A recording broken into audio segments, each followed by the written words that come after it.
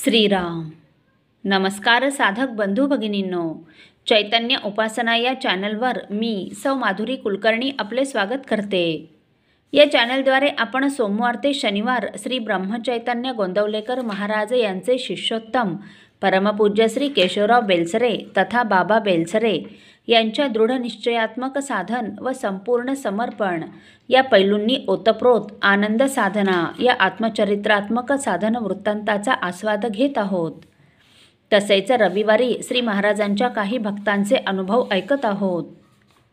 श्री महाराजांना त्रिवार वंदन करून मी आज आपणास श्रींच्या एक भक्त सौ चित्रा दीपक सातोनकर राहणार खारघर मुंबई यांना श्रींचा आलेला अनुभव त्यांच्याच शब्दात कथन करणार आहे.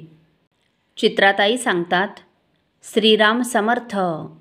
श्रींना स्मरून आज मी आपल्याला श्रींच्या प्रेमाचा एक अतिशय गोड अनुभव सांगण्याचा प्रयत्न करते.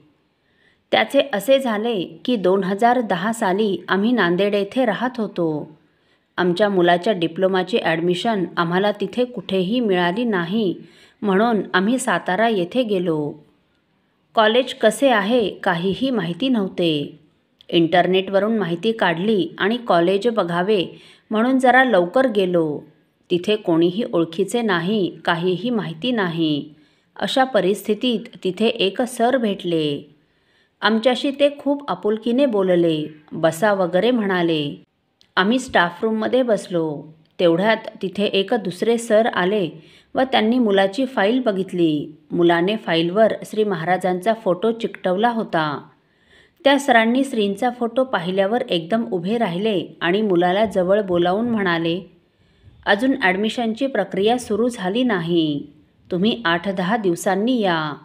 तुम्ही श्री महाराजांचे आहात, तुमचे काम होईल, मी करून देईन. तोपर्यंत इथे रजिस्ट्रेशन करा.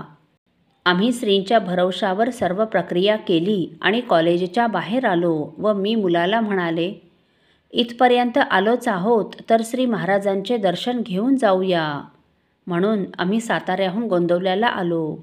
दुपारचे 2 वाजले होते. श्रींचे दर्शन घेतले आणि त्यांच्या कानावर सर्व घातले. म्हणाले, माऊली, लेकराच्या ॲडमिशनचे आपणच काय ते बघा, सर्व आपल्यावरच सोपवले आहे. श्रींना डोळ्यात साठवले आणि पुन्हा सातारा येथे आलो. तिथून कोल्हापूर गाडी पकडली आणि कोल्हापूरला आलो. प्रचंड पाऊस सुरू होता.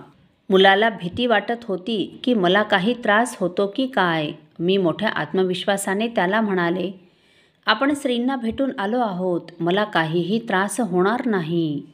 अजून पावसाचा जोर होताच. तसेच आम्ही रिक्षा स्टँडजवळ गेलो. आमच्या लॉजचा पत्ता सांगितला आणि रिक्षा निघाली. पण थोडे पुढे गेल्यावर ती बंद पडली. प्रचंड पावसात आता काय करावे असे मनात आले. आम्ही बरेच भिजलो होतो. मनात श्रींचे स्मरण केले आणि क्षणात दुसरी रिक्षा आमच्या जवळच येऊन थांबली. तो रिक्षावाला म्हणाला, चला बसा. जणू काही त्याला श्रींनीच पाठवले होते. अहो, दुसरे कोण पाठवणार?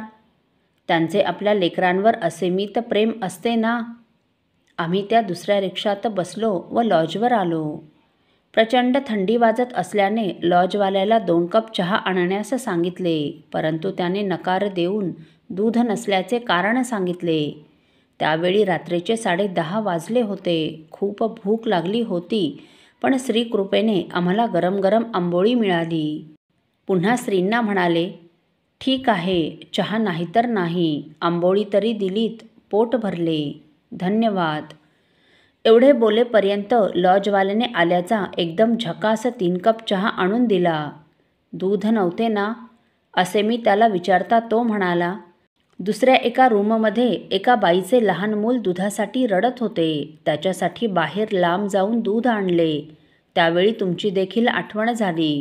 तुम्ही दोघे भिजून आलेले पाहिले होते, म्हणून पटकन मसाला चहा करून आणला. श्रींच्या या प्रेमाच्या ममतेच्या अनुभवाने नेत्रात आनंदाश्रू आले. कंठ दाटून आला. खरंच श्री किती सांभाळतात आपल्याला. मला शारीरिक त्राससुद्धा थोडा देखील होऊ दिला नाही. पुढे साताऱ्याला भेटलेल्या त्याच सरांनी दुसऱ्या एका कॉलेजमध्ये मुलाला ॲडमिशन मिळवून दिली. अर्थात हे सर्व दयासिंधू श्री महाराजांनीच घडवून आणले हे निर्विवाद सत्य आहे. त्यांच्या या वात्सल्याने मन भरून येते हो. आणखी काय सांगू. श्रीराम समर्थ. साधकजन हो, चित्राताईंचे श्रींवर असीम प्रेम आहे. तसेच श्रींचे देखील त्यांच्या या लेकीवर तसेच प्रेम आहे. प्रत्येक गोष्ट श्री महाराजांच्या कानावर घालून ते करतील ते योग्यच आहे, या निष्ठेच्या जोरावर ताई त्यांचे जीवन जगत आहेत. म्हणूनच तर मुलाच्या ॲडमिशनचा प्रश्न निघाला तेव्हा त्यांनी ते सर्व श्री महाराजांवर सोपवले व श्रींनी देखील योग्य कॉलेजमध्ये त्याची ॲडमिशनची व्यवस्था केली. तसेच भर पावसात रिक्षा बिघडली असता त्वरित दुसऱ्या रिक्षाची सोय करून व लॉजवर गेल्यावर देखील गारठलेल्या ताई व त्यांच्या मुलाला शरीरात ऊब निर्माण व्हावी म्हणून आले मिश्रित गरम गरम चहाची सोय करून आपल्या प्रेमाची साक्षच दिली. खरंच श्री आपल्या लेकरांना किती प्रेमाने सांभाळतात हो. हे सर्व श्रींवर केलेल्या निस्सीम प्रेमाने, निष्काम निस्वार्थ भावाने साधते बरे. वस्तुतः आपल्या भक्तांसाठी, त्यांच्या कार्यासाठी, त्यांच्यावरील संकटे दूर करण्यासाठी कितीही कष्ट पडले तरी त्याचे श्रींना काहीच वाटत नाही. कारण ते भक्तवत्सल असतात, भक्तांसाठी सहृदय असतात. अहो, भक्तकार्य करण्याचे कष्ट झाले म्हणून श्रमपरिहारार्थ पांडुरंग भीमेच्या तीरावर कमरेवर दोन्ही हात ठेवून उभा राहिला. जो भगवंत दैत्यांसाठी काळकृतांत आहे तोच भक्तांना प्रेम देणारा आहे. अहो, हेच कशाला.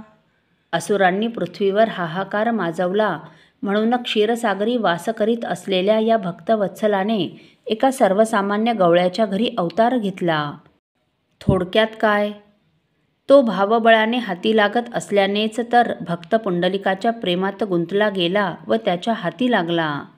हेच समजावताना पांडुरंगाच्या प्रेमात आकंठ बुडालेल्या संतश्रेष्ठ तुकाराम महाराजांच्या मुखातून अलौकिक शब्दसुमने प्रसवतात. ती अशी.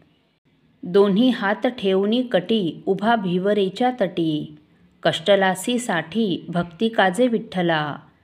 भागलासी माय बापा, बहुश्रम केल्या खेपा. आम्हा लागी सोपा, दैत्यांकाळ कृतांत. होतासी क्षीरसागरी, मही दाटली असुरी. म्हणून या घरी गवळीयाचे अवतार. केला पुंडलिके गोवा, तुझ पंढरीये देवा. तुका म्हणे भावा, साठी हाती सापडसी. असो.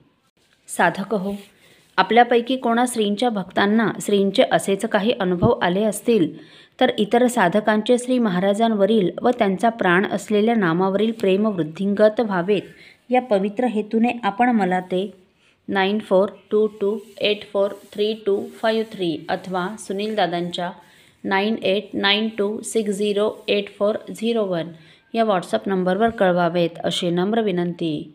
श्रीराम समर्थ.